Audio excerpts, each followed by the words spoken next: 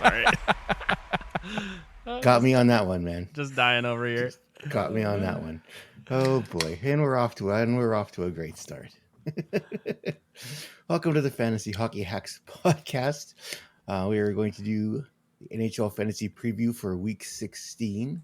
I am your host, Bruce Gunther, joined by this evening, Miss John Enns. Welcome, John. Hello. And Mr. Devon Davidson. Hey, folks. How you guys doing? Tired. And sick, I guess. Yeah. I was saying not so good. Not feeling great. and we're missing Tyler tonight. He just got back from hockey. He's back playing hockey, eh? He's back playing every night. I have to say, guys, I'm pretty fired up. I told you I started playing beer league again here recently. Oh, yeah, that's right. So last night, I go to the game, 6:15 start. Probably I haven't played in 2 years now, right? Or a year and a half for sure. Mm-hmm. Probably my best game I've played in quite a while. I had 3 points, including the shorthanded game-winning goal on a breakaway. Went upstairs, top corner. Ooh, look at this guy go. Yeah, I mean, it's just beer league. Let's get real here. But it was like it was fantastic. I felt pretty good. So, yeah, happy to be playing again. So I can tell he's new to the team because he's playing on the penalty kill. Yeah, isn't that the truth? Because nobody wants to do the penalty kill. No, I blocked a couple shots on the penalty kill. Like I had a real good game yesterday. Actually, it was good. Nice. If you keep doing that, they're going to keep you on the penalty kill. I actually like playing the penalty kill, and when I was playing regularly, like a year and a half ago, it's the same team basically, or parts of it anyway. And I was always on the PK, and our PK was always better than our power play. Like we would never do anything on the power play, but we would score shorthanded goals all the time. And so this guy sent me in on a breakaway, and I afterwards I said, that was a nice pass. He's like, yeah, I just saw a guy who was willing to skate, so I just thought I'd send it over to you. That helps. It also helps. Yeah, so it was good. It was a good Saturday. Nice. Oh, wow. Yeah, I didn't do much. I just hung out at home. That's pretty much all I did. Boring. That's all I did after, to be honest. So no beer? It's a beer league. No, beer. Yep, there was beer. But we're all kind of old, so it's like, yeah, you might have a beer in the room or something, and then you kind of head out after. So and everyone's designated driver shows up to bring you all home. Yeah, really, exactly. But I'm excited about tonight. I did want to mention too, Bruce. Like I did register for the Heavy Hockey Showdown. Awesome. So for anyone that's maybe new to the show and isn't aware, like we are a member of the Heavy Hockey Network, and we're excited to take part in the Heavy Hockey Showdown coming up here the weekend of February 24th. I think the game's on the 25th, if I'm correct, right? This Sunday. I believe so. Yes. From 11 until 2. So I've signed up along with Tyler to go out and embarrass myself, and but it's for a good cause. So it's for the Sexual Assault Center of Edmonton. For anyone that's listening, if you are interested in donating to that cause, maybe just send us a direct message, and we'll try and figure something out. I don't have a page set up or anything like that right now, but I think last year they had raised, was it close to $20,000? Something like that. Nice. Yeah. So they do a great job. Michael and Dash and the whole team over at Heavy Hockey does a fantastic job. It's going to be a lot of fun. Bruce and John are coming. We're going to go to the Battle of Alberta on Saturday night before. There's a party. There's a silent auction. There's all sorts of fun stuff going on that weekend. So if you're in the Edmonton area, for sure, come and check it out and come hang out with the Hacks and with all the guys from Heavy Hockey and Edmonton Sports Talk. It's going to be fun. I'm excited. Yeah. I don't think the three of us have ever been to a game together. No, I'm excited to be at the rink. I haven't been to the Rogers Place yet, so it's been a long time since the three of us have been in the same room. Yeah, I think we met for lunch at the start of the season, right? Yeah. Is that this season or last season? It was this summer, wasn't it? Yeah, I thought it was this summer, John. The summer Maybe or it this is. spring? Don't listen to me. But My it memory seems sucks. like forever ago for sure. It Does does. seem like a long time ago. Anyway, we'll talk off air. We should definitely get together more. For sure. For sure. All right, let's jump into it here. So let's get started with John's list. If you're a regular listener of the podcast, you'll undoubtedly be familiar with John's list. Shit list of players, past, present. We throw in the occasional commissioner, GM, coach, or newsworthy topic from around the league. and around the world. And tonight, John has a list for his list. Go ahead, John. I do. Well, someone put stuff in here. It wasn't you. Sorry. Number one on my list, Corey Perry. Come on. No, don't like the guy. Dude's trash. Always has been, always will be. Grinds my gears. Did you see like the newest Oiler? No. Trash. You did see that? Oh yeah, because I mentioned in the tweet. You saw that? That was I saw the tweet. I saw the tweet. Pretty funny. It was funny. But no, I just no. John, I think we've talked with this. Bruce and I are probably in the same situation. Like we've all hated Corey Perry at one point or another. But the man has a pretty impressive resume, and I think when it comes down to it, he adds an element that the Oilers really don't have a lot of in the bottom six right now. That is true. And if we want to win a Stanley Cup, I think we need more of that. And I'm just hoping he's 38. That's my only concern is his age. But from every advanced analytic I've seen put out by a bunch of different accounts that I follow on Twitter and social media, he's still an effective player for what he is. Yep. And if they can sign him to a league minimum deal, I don't think he's going to hurt the team. Is it going to be league minimum? That's my hope. I saw something about there was some performance bonuses in there and stuff. So that was according to TSN. We're going to find out tomorrow, I'm sure. Yep. But it's got to be money in, money out, right? Yeah. Well, they'll have to send a player down most likely to make it all work. I think Adam Ernie goes down is kind of what I'm. Mm-hmm. Yeah, that would be my anticipation. And two, we're not signing 2007 Corey Perry here either. We're signing 2023 Corey Perry. So the expectations will have to be tempered. But like you said, his resume in the last 5 years, he's been to the finals the last four out of the 5 years. Like, my only concern, Bruce, is are we gonna have the same thing here? We'll go to the finals and just lose. It'll be Corey Perry show all over again. Or is he going to be Marian Hossa where he finally gets on the right team and wins a cup in the final? I'm going for the Marian Hossa scenario where he finally picks the right team and they take him all the way. He gets a second one, they can go wave it and Ryan gets Slaff's face. I got two. You only got one. I'm okay with that, dude, because I don't like him either. I'd love to see him win a second cup on the Oilers, but we'll see. I don't think it hurts them. I'm excited for it if it comes in the right dollar point. And even the experience alone, like how much we lambasted the trade for Duncan Keith and stuff like that. And they talked about how much he helped in the playoffs. Just that experience alone, I think, will help these guys tremendously. Yeah. Because he's done it once and has been the bridesmaid 3 times. And I'm pretty sure he's tired of being the bridesmaid. So there's going to be some extra jump in his step, especially the way the Oilers are playing right now anyway. And you know what? I hadn't paid much attention to him this year, but he actually put up, was it 9 points? I think it was 4 goals and 5 assists in 16 games for the Blackhawks this year. Yeah. So. Oh, and you're playing with Bedard. It's not hard. No, but I mean, as a third or fourth line player, I think he can add a little bit of juice offensively. And then if he's just playing like, the worm, as his name would indicate, I think we're going to be in good shape. I think so. And he may not be an everyday player either. That's right.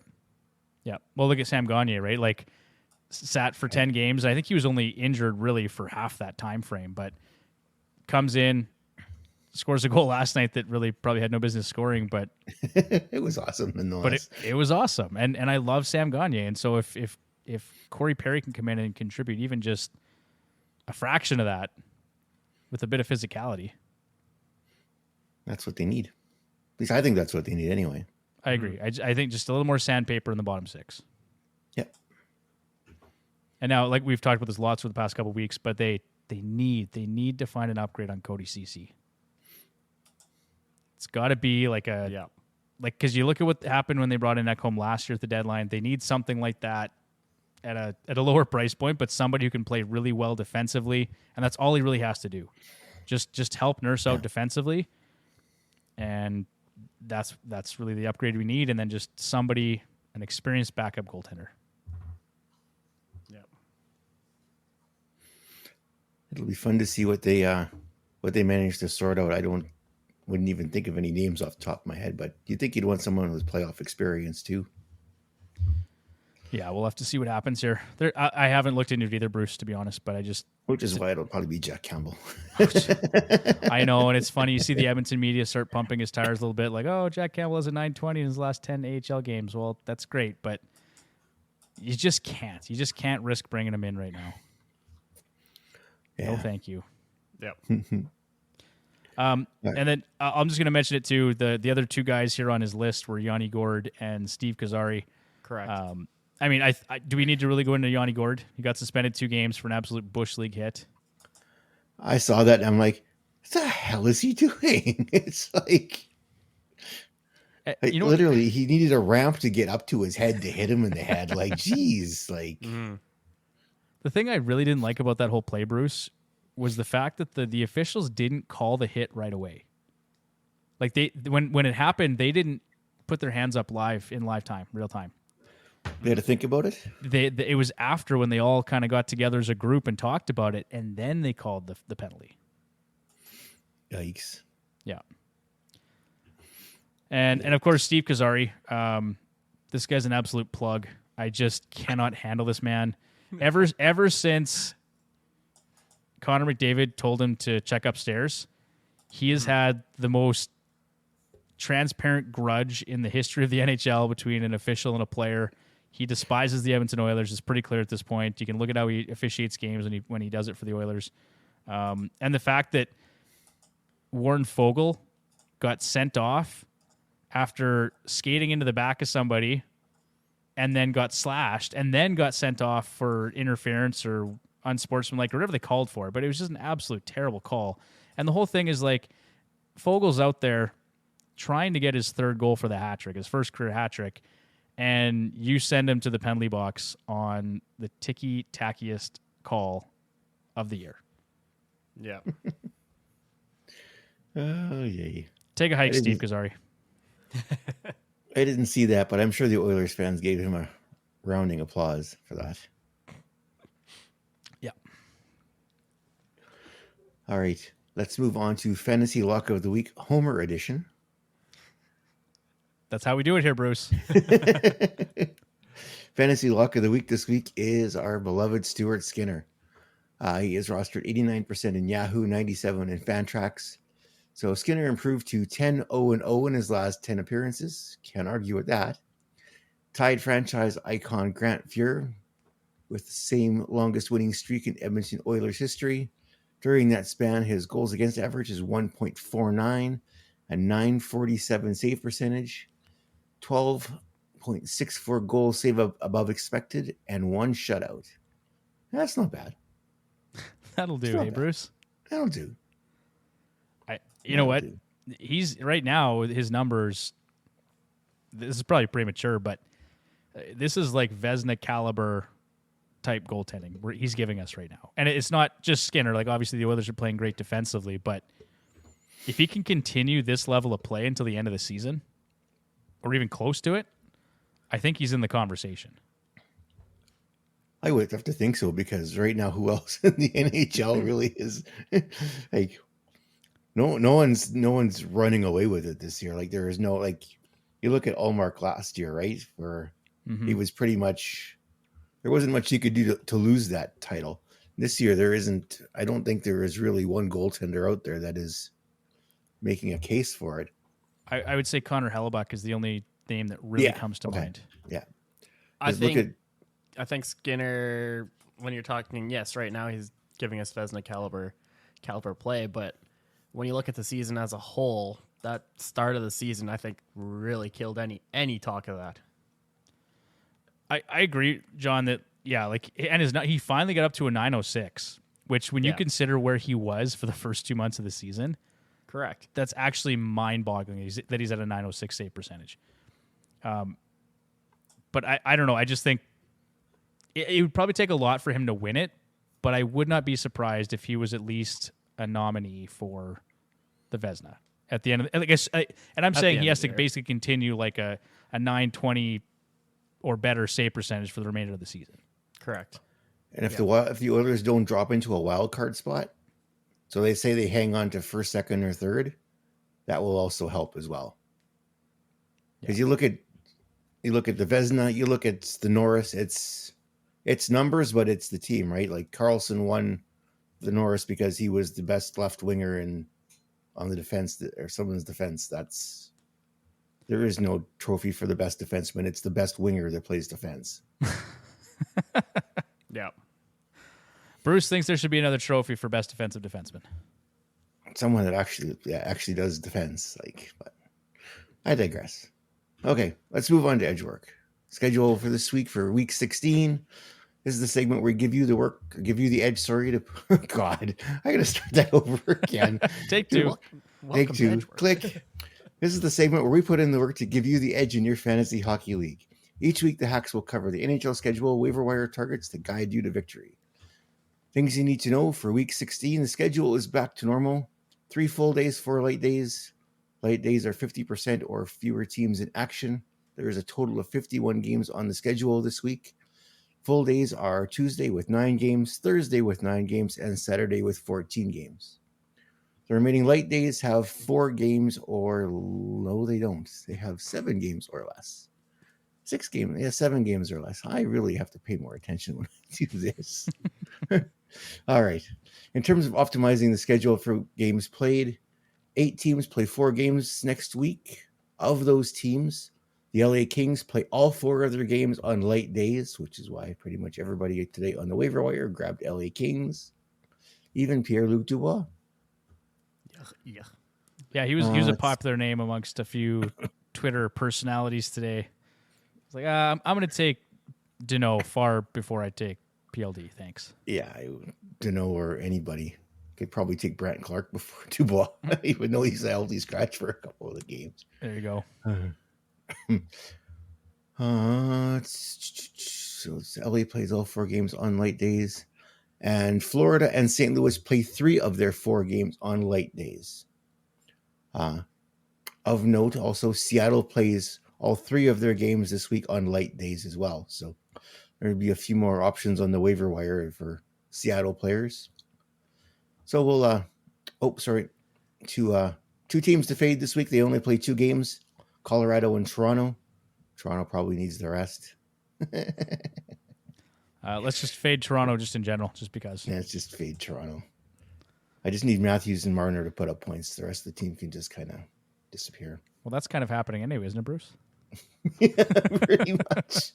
Well, Nylander's got some points now, but he started to pull together. Okay. They kind of just fade. Anyway, quick recap. Monday has 6 games. Tuesday has 9 games. Wednesday is 7. Thursday is 9. Friday is 4. Saturday is 14 games. And Sunday has 2.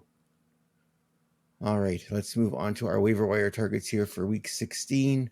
Waiver wire targets will be focused on players that are rostered in the 50% or less in Yahoo or Fantrax leagues. When considering players to target, we review recent performance, player deployment, and upcoming schedule, and possibly the homer factor. I was just gonna say that you guys can recommend that all you want. I will not. Will not. You're not recommending Warren Fogle? Absolutely not. Connor McDavid Jr. I've hated on this guy so much the last few years that not a chance. And probably rightfully so, John, because he has been pretty mediocre offensively, but this isn't your grandpa's Warren Fogle we're talking about here. Come on, we're talking like this guy, he's been good, right?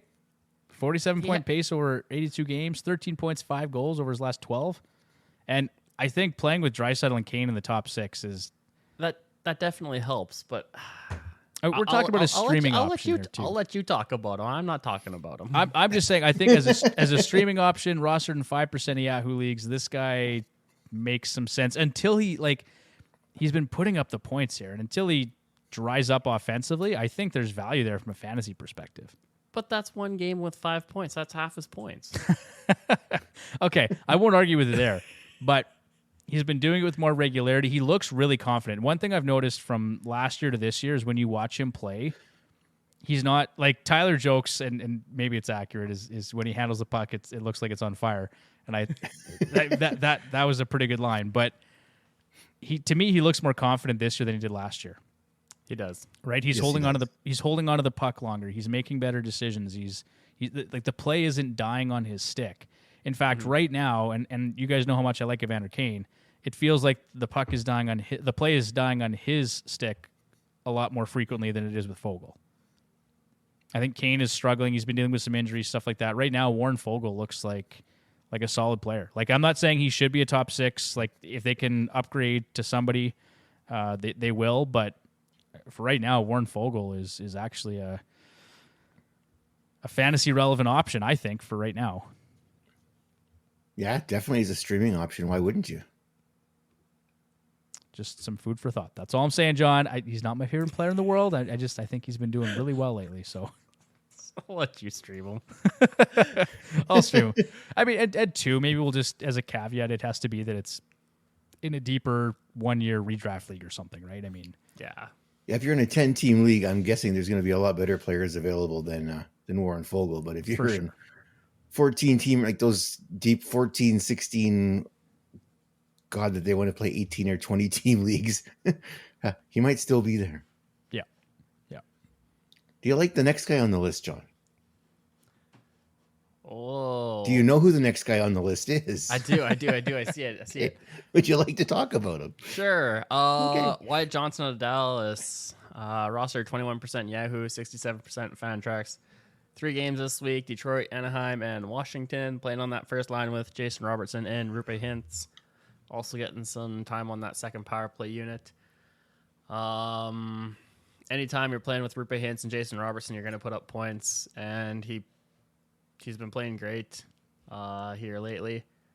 A couple points last night, and not the game prior, but the game prior to that, put up a couple more points too. So he's definitely getting the opportunities, and he's putting the puck in the net, and it's just been a good year for him.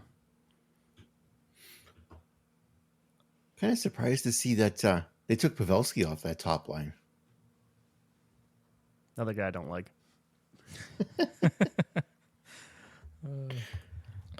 But I don't mind it, Bruce, because I think, long term, Wyatt Johnson's going to be he's the future, right? right. Yeah, like you got to pass the torch at some point, and Wyatt Johnson's played really well for the Dallas Stars.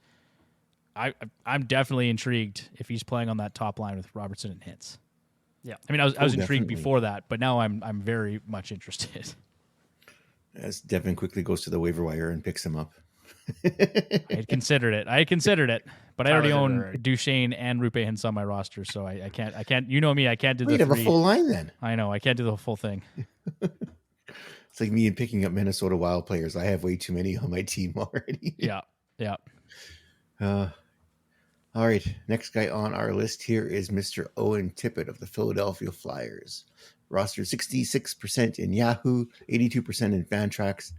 Philly plays 3 games this week. At home to Tampa, then on the road to Detroit, and then at home to Boston. He is playing on the top line with Sean Couturier and Travis Konechny. That's nice. I like that. Mm-hmm. Tippett is currently listed day-to-day after leaving Saturday's matchup with the Avalanche, but recent performance is worth noting, especially if it happens to be in your league. I think he's picked up in both our leagues, or both I'm in anyway. 8.6 goals in his last 7 games played and is averaging nearly 4.5 shots per game. That's nice. First line, first power play, assuming the injury is just a minor one. Tipper's percentage of ownership should likely climb. Update here, according to Kevin Kurz of The Athletic, Tippett was walking around fine after the game and just could be a mild ankle sprain. That's good news. I love Tippett. Yeah, me too. He's fantastic. And he finally looks like he's earned the trust of the head coach there. So playing with Couturier and You got lots of runway though, right? So after the Giroux trade and that, so it's nice to see him. Nice to see him up there. Yeah. Who wants to talk about the next guy on the list? I can talk about this one, Bruce, if you want. Sure. Logan O'Connor, right wing eligible for the Colorado Avalanche, 6% rostered in Yahoo, 17% in Fantrax. Just 2 games this week, which is unfortunate, but he's playing on that second line with Ross Colton and Miles Wood. He's kind of being given more opportunity here with obviously Gabriel Landeskog being out of the lineup, and then now Valerie Nishushkin going into the player assistance program. Not sure exactly how long that's going to go on for, but Logan Connor has an opportunity here to get a few more minutes in the top 6. 11 points, 6 goals in his last 10 games. He's got nearly a 16% individual shooting percentage. That is a career high. So I would expect his offense to cool at some point, but his role is all but guaranteed right now, like I said, due to some personnel issues. So ride him while he's hot. He's also right wing eligible, like I said. So That's nice. typically harder to find valuable right wingers on the wires. So keep that in mind. But yeah, I think there's some potential there. So Very, very nice. mm-hmm. John wants to talk about Mr. Monahan, though. Of course I do. Next up here, we have Sean Monahan, center Montreal. Roster 16% Yahoo, 49% Fantrax. 3 games this week: Ottawa, New York Islanders, and Pittsburgh, playing on that third line with Joshua Watt and Joel Armia, also on that first power play as well. Really having a solid start to the season, playing at a 56-point pace through 46 games to date, 10 points in his last 10 games. Use him as a trade target for sure for many contenders around the league, and should be on fantasy managers' radars as well. 56% on the draws this season and 66% power play share. He could definitely help you out down a stretch. Do you like him, John, or what? As a player, I don't know, but he is playing solid here. He's putting up some good numbers. He's getting some chances, and fantasy wise, I like him. Otherwise, not really. But I see him in a Colorado jersey by the end of the season. interesting. I could see that, Bruce. They need some help at center. Colton hasn't done quite what they had hoped, and Johansson has been not good. Well, which is typical for him. But Or Boston, right? I mean, Boston's another. Boston could use team. the center depth too. Yep. He'd be a nice fit in either spot. Yep. Or in Edmonton as a third line center. Yeah, the problem is the ask is going to be incredible. Yep. But if you're Edmonton, this is your year to contend as much as it is Boston and Colorado. Yeah, it's very true. So I'd actually love to see him as a third line center in Edmonton, and then maybe a guy like Ryan McLeod can stay up on the second. Like, he's been really good, Ryan McLeod. I think underrated this year, and he's played well with Draisaitl. Yep.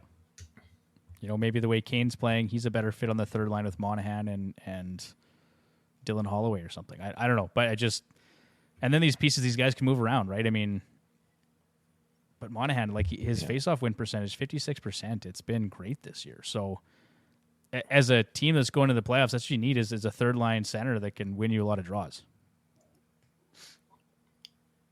You know if he's a lefty or a righty? Shoots left. Left. Yep. And it's right. Is it the right-handed ones that it's coveted? It's Generally, I mean, if you can find a right-handed centerman in your third and fourth lines, but it's tougher to find guys that'll put up some offense and are right-handed and play center, right? So not fantasy relevant, but just yeah. hockey relevant. I mean, from a fantasy perspective, you're not going to get the same kind of production out of Sean Monahan when he is traded, right? He's right now he's playing 18 and a half minutes on average and .331 on the power play. If he goes to Edmonton, Boston, Colorado, Vegas, he's not wherever, getting power play time, right? Like, his power play time's going to disappear. Yeah. But I just think from a real hockey perspective, you definitely want a guy like Sean Monahan going into the postseason. Yeah. Absolutely. All right, we got a couple of honorable mentions or alsos here. So Philip Deneau for the LA Kings. He is roster 26 in Yahoo, 44 in Fantrax, as we mentioned him on the Hangout here past Wednesday. He's productive, and he's got 4 games this week. Mr. Sam Bennett of the Florida Panthers. He's 28 in Yahoo, 58 in Fantrax. Centering Verhage and Matthew Tkachuk, 8 points, 5 goals. Just under a hit and a half a game in his last 10 games. And they also have 4 games this week, so a couple to keep an eye out for. I don't think I've ever seen Sam Bennett available on the wire in any of our leagues. I think someone always drafts him. Yeah, he typically, and part of that I think is we have a lot of Alberta based guys in our ESPN league that understand the value of a guy like Sam Bennett, especially in a bangers league. But and now just centering those two players, he should I can't believe he's only rostered in 28% of Yahoo leagues. That's insane. It is. I would have thought it would have been higher than that. A lot higher. Yeah. All right. That does it for forwards this week. Let's move on to defensemen. Can I talk about him? You want to talk about him? I love Brock Faber. Come on. Fire away. And he does not play for the Columbus Blue Jackets, as the notes would suggest. Glad I'm not the only one that missed that. And honestly, we're just kind of, this is a rehash for sure. We've talked about him lots. Talked about him on the Hangout. We talked about him, I guess, in terms of the Calder Trophy this year, Bruce. Right? Oh, absolutely. With the way they talk about it, with amount of needed certain amount of games played, if Bedard is out for even longer than what they suggest, it opens the door up for Faber for sure, because you've got, I guess the only one would be his teammate Marco Rossi would be close. I think he's second in points now. But there's really Adam Fantilli is the other one that there's been still lots of buzz around. But for me, the Faber's thing is everything. Yeah, he has. He's basically walked in and he's been a stud. He's been a stud, number one defenseman playing on the power play. 46% rostered in Yahoo, 68% in Fantrax. 3 games this week: Washington, Nashville, Anaheim. But he's playing on that top pairing with Jonas Brodin. Power play 1. He should be a lot higher roster than 46%. I'm not really sure how that number isn't closer to 60 or 70% at this point, but he had a 3-point. Yeah, it's coming. I mean, and the reason we're mentioning this, Bruce, like I said, is it's the window to acquire this guy is closing quickly. Very quickly. Yep. 3 points, 3 power play points, actually, and 1 power play goal on Friday in 25.5 minutes time on ice. He had 6:25 power play time on ice, 80% power play share. He had another 2 points today. He's now got 11 points and 1 goal in his last 9 contests. He's averaging nearly 25 minutes per game, and he's on pace for 48 points over a full season. For me, unless Connor Bedard can come back and score a bajillion goals until the end of the season, I think there's a real case here for Brock Faber to win the Calder Trophy. Yeah. All too, and now that the Wild have lost Spurgeon for the season, Faber's not, his minutes and stuff are not going anywhere. Yeah, he almost played 27 minutes today. Yeah. Yeah. And again, big minutes on the power. Well, not big minutes, 'cause I think he only had a couple minutes on the power play, but like in terms of percentage of power play share, he's just been incredible. And the thing that's so impressive is he's doing this as a 21-year-old. Like how many 21-year-old rookies do you know that can step in and take over top pairing, top power play minutes, and perform as well as he has? Yeah, exactly. Right. Many. They brought him up hoping he could help him out, and he's stood out since he's come up. He's been incredible. So for me, it's nothing against Bedard. Obviously, we all love Connor Bedard, but and he was having a fantastic season too. But it's just to do what Brock Faber's doing at the defensive position as a 21-year-old is really impressive. Absolutely. For those that have him in Dynasty, are very, very happy right now. I plucked him off the waiver wire, Bruce, in our ESPN league, and that's added some real depth to my roster. I thought about it, but then that would give me, I think, 4 Wild players on my team, and that's just too many. That's too many. That's too many. That's too many. I have to trade 1 or 2 of them, and I don't really want to do that just as of yet. So, well, and I picked him up too before the offense had really come. He was playing massive minutes, and I think he had a few points, but it wasn't quite to the level we're seeing here lately. Yeah. Well, they said too that they'll get him in there and they'll get him comfortable. Well, when you're playing 30 minutes a night, it doesn't take long to get comfortable, right? And then the offense would come, and it's starting to come now. Yeah. Mm-hmm. Yeah. For the next guy on the list here, though, he's kind of back in. I feel like we talked about him a few weeks ago. We may. Then you can talk about him now. Absolutely. Well, now he's getting the chance. Sorry, Bruce, kind of hijacked it. That's all right. We're talking about Cam Fowler. Rostered 31%, 49% in Fantrax. 3 games this week: Buffalo, Dallas, Minnesota. First pairing with Ilya Lyubushkin and getting some power play one time. And with Jamie Drysdale in Philly and Minchikov on IR, there's not a lot of options in Anaheim. So Cam Fowler's definitely getting some time on ice. They're averaging over 24 and a half since January 1st. And also getting a larger role on the power play as well at 69% here on January 16th. So he's definitely getting the opportunity now. Numbers haven't been super spectacular, but I would see those improving, especially with given the play time and the deployment there. Yeah, I agree, John. And one thing, a lot of people have been talking about Jackson Lacombe because he was initially given some time on the first power play unit, but in his last 4 games, he has seen 45% power play share, 22%, 45, and 35 tonight. He's got 8 points in 42 games played. He's been fine. I think that's really a really deep league streaming option. Fowler's playing big minutes, like you said, top pairing. The points haven't really come, but at some point they're going to. You hope. Mm-hmm. But again, 60% power play share tonight against the Rangers. Yeah, and in that game on the 16th, he was 29 and a half minutes. So yeah. He's getting the opportunities, and that's worth a look, especially if you need a defenseman. Yeah, and even the shot volume has been pretty good. So, I mean, tonight 1 shot on goal. Before I don't know if that game's over. My sister's at that game. What's that? My sister's at that game. Oh, is she? Yep. Anaheim and the Rangers? Yep. I told them they had to send me a picture of the Korea banner. So nice. Yep. Very nice. Yeah, 4 shots on goal before that, 3 before that, 2 before that. So he's typically not a volume shooter guy, but he's looked pretty good here recently. He ends up usually with some power play time every year as injuries and stuff. We always talk about him at least a couple times a year. Mm-hmm. Speaking of the Ducks, Adam Henrique has 2 goals tonight for anyone that cares. Ugh. Another center that could be on the trade block. Yeah, absolutely could, Bruce. I think he's also in his final year of his contract, is he not? Or does he have another year? Yeah, no, I believe he's a UFA. And then Troy Terry had 2 assists as well on those goals. So, Very nice. Mm-hmm. All right. Next guy on the list is Esa Lindell of the Dallas Stars.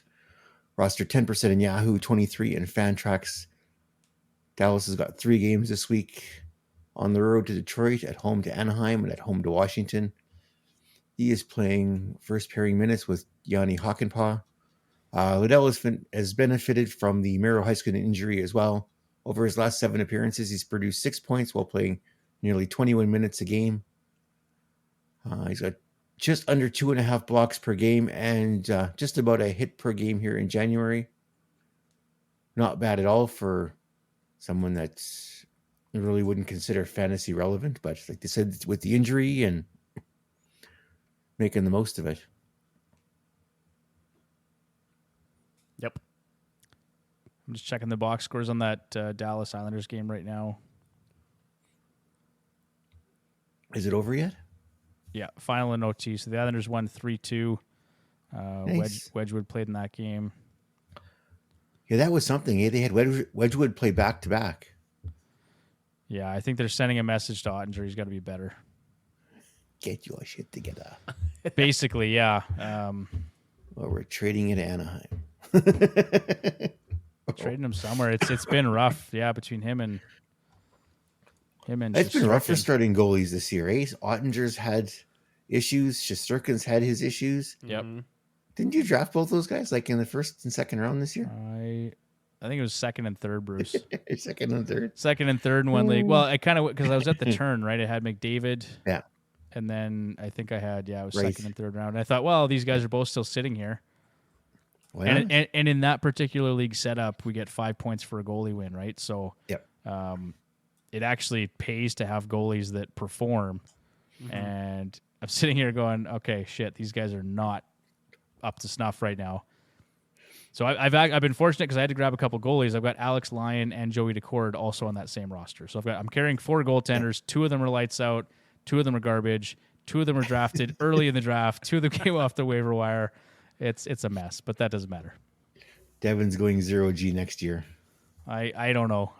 Last two picks of the draft, goalies. No. You know what? There's enough evidence, but I just don't feel comfortable doing it. I know you're struggling with the same thing right now, Bruce, right? It's like It's the goaltender of the week. Goaltender of the week, yeah.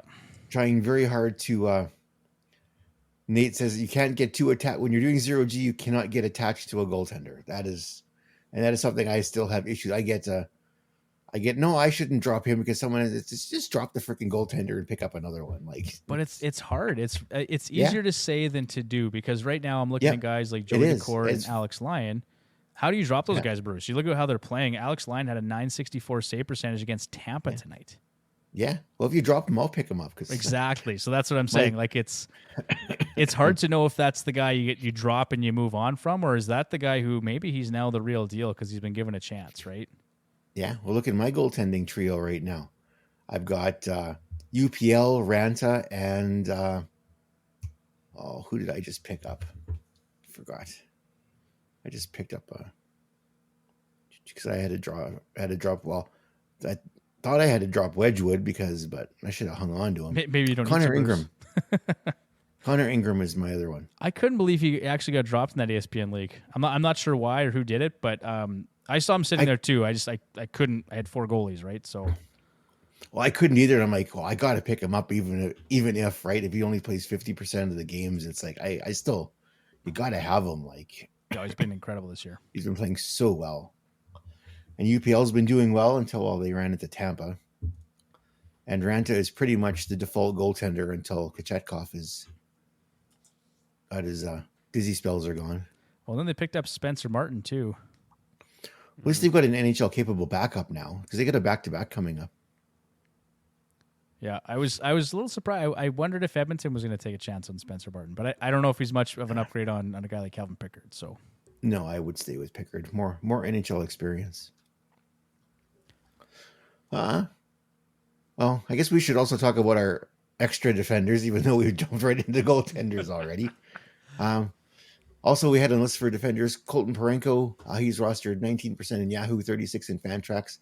He's on the top pairing beside Nick Leddy, 3 points and a goal in his last 5 contests, but an excellent option for category coverage, 2.6 blocks per game and 0.7 hits per game, 2.1 shots on goal per game while averaging over 24 minutes a night in his last 10 games. That's not too bad at all. Is he getting any power play time, or are they still... That's kind of a hot potato for them, isn't it? I think they're going back and forth between Krug and Perunovic. But Parayko is the guy, like at even strength, he's top pairing minutes, and he'll get some PK time too, probably. But in terms of category coverage, that's the guy you want. And they've got 4 games this week, 3 of them on off nights. So if you're in a deep league and you need to pick up a D for off nights, he'd be one of the ones to grab this week. John, you're gonna love this. Breaking news from the Timu Salami Fantasy Hockey League.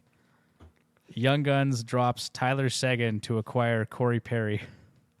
No. No. Yeah, that just happened. Really?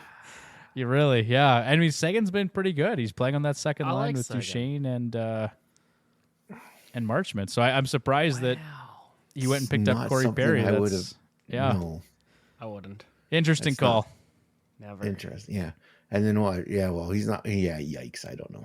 Yeah. All right, Bruce. Let's move on to goaltenders. Yeah. Let's go move on to goaltenders. All right. Mr. Samuel Ersson. Rostered 38% in Yahoo, 45 in Fantrax. Philly plays 3 games this week. They're at home to St. Louis, Columbus, and Chicago. He's in a tandem role with Carter Hart. In 7 appearances prior to Saturday night, Ersson posted a 4-1-1 record with a 1.63 goals against average and a .936 save percentage. He's been alternating starts here with Carter Hart, but has been more consistent of the two so far this season. Shockingly, Philadelphia sits in second in the Metropolitan with a 25-15-6 record. So any share of the crease you can grab should boost to your fantasy squad. I've been keeping an eye on this guy. It's As you should be. just the whole thing with starts, right? So they're alternating starts, but it's you got to wonder he's doing better than Hart. Or are they gonna? I mean, he takes some more starts away. Other than being in a tandem, it's hard he's been to playing not. well. How do you not play Carter Hart at least 50%? Exactly. Right. That's tough.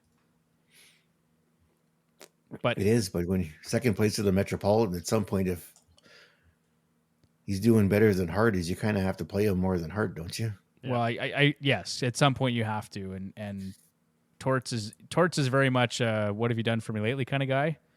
Absolutely. Right. So I think the best man's going to play, and right now it's Samuel Ersson. Yeah. Or Ersson, as we like to say. Yeah. But those numbers, how do you argue with those numbers in his last 7 starts? Exactly. So I don't know if you'd put him on a season hold, but if you see him starting, you need a spot start goaltender. He'd be a good one to grab. I mean, even as a third or fourth option, just as somebody who, he's only going to start 50% work, of the time, right? Or maybe if you have Carter Hart, for sure you're going to handcuff him with Samuel Ersson. I hate tandems. You know that I don't like having two goalies from the same squad, but I think right now, if you're a Carter Hart owner, you've got to seriously think about that. Yeah, absolutely. Philly's playing well. Yeah, well, speaking of the Flyers, they lost tonight to the Senators 5-3, but we talked about him last week, I think, Bruce, as a defensive option to pick up, and that was Zamula. He had 2 goals tonight. Nice. Very, very nice. Yeah. What did he play? Well, two goals, 1 assist, 3 shots. He only played 15 minutes time on ice, but an efficient 15 minutes for sure. Absolutely. All right, who's talking about UPL? Johnny? Sure. I can talk about UPL. Ukko-Pekka Luukkonen, rostered 39%. Yahoo, 56% Fantrax with Buffalo. 3 games this week, Anaheim, LA, and San Jose. He is obviously the starter there in Buffalo. 5 consecutive starts for him, at least for the time being. Since December 30th, Pekka Luukkonen has been stellar, posting a 5-2-0 record with a 129 goals against average and a 948 save percentage. With a 7.7% GSAA and 2 shutouts. What does GSAA stand for, I John? don't. My brain's fried. Goal save above expected. That's what I didn't know. Yeah. I'm losing my mind right now. Yes, 7.7 goals saved above expected and 2 shutouts. He's been fantastic. Oh, that's why that didn't make any sense. I had the wrong person's numbers up here. He's been spectacular. Save percentage last game against Tampa Bay wasn't spectacular. 2 goals against on 15 shots against. He didn't have a good first period. No, but prior to that, he's 2 shutouts in a row there. Even in that loss against Vancouver, still did a 957 save percentage. He's playing really well. Definitely keep an eye on him. Absolutely. Music to Bruce's ears. Absolutely, since I have him rostered in our ESPN league. Also, someone to keep an eye on, Mr. Laurent Brossoit of the Winnipeg Jets. 16%. Is that Yahoo and Fantrax, or we just didn't put the Fantrax number in there? No, I think it was both. 16 of both? Okay. Yeah. So, limited starts for the former Oiler, but since December, Mr. Brossoit has posted 6 quality starts, 5-1-1 record, 5-1 record, sorry. 1.51 goals against average and a 952 save percentage. It's conceivable that the Jets may rest Hellebuck a little bit down the stretch here. And Winnipeg's backup has been excellent when called upon. Absolutely. Possibly one other goalie to keep an eye on as well. Big save Dave Rittich out of LA. Mr. Talbot has looked a little worn as of late, and Rittich has got the last 2 starts for LA. So that is something to keep an eye on there for any Talbot owners or if someone that needs spot starts that, and he's looked pretty decent here. I think they won their last game if memory serves. So, excuse me. Yep. Yeah, it's an option for sure. Someone to keep an eye on for sure if you're looking in the 0G or a spot start for a goaltender. And I think if that is anything else to add there, boys. No, I think that's gonna do it for tonight, Bruce. Let's get John off the show so we can get deal with it, whatever's ailing him. Yeah, I don't want to say I'm dying over here. All right. Well, that's it for the show this week. Thank you for listening. You'll find us on Twitter or X at FH Hacks, on Instagram at Fantasy Hockey Hacks, and don't forget to check us out Wednesday nights at 9 p.m. Mountain Time on Edmonton Sports Talk, the Hacks Hangout. Have a good evening, everybody. Bye, Felicia. take care, guys.